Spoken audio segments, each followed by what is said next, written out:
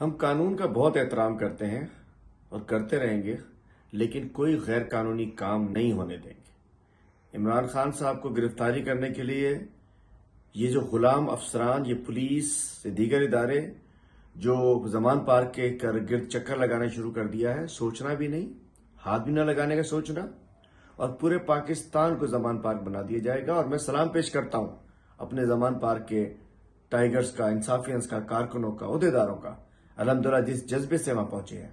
میں پاکستانیوں سے کہتا ہوں، ابھی نہیں تو کبھی نہیں۔ اچھی بات ہے، انہوں نے ہمیں جیل بھرو تحریک خود ہی شروع کرا دی انہوں نے ہم سے۔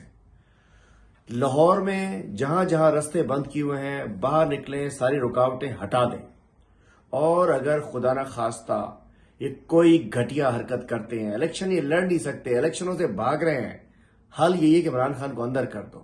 بات یہ ہے کہ اگر عمران خان کو اندر کرنے کی کوشش کی تو پوری قوم باہر ہوگی۔ اگر عمران خان کو اندر کرنا چاہیں گے، ہاتھ لگائیں گے، تو انشاءاللہ پوری قوم باہر ہوگی۔ اور نکلو، پاکستانیوں سے کہتا ہوں، عمران خان آپ کی جنگ لڑ رہا ہے، باہر نکلو۔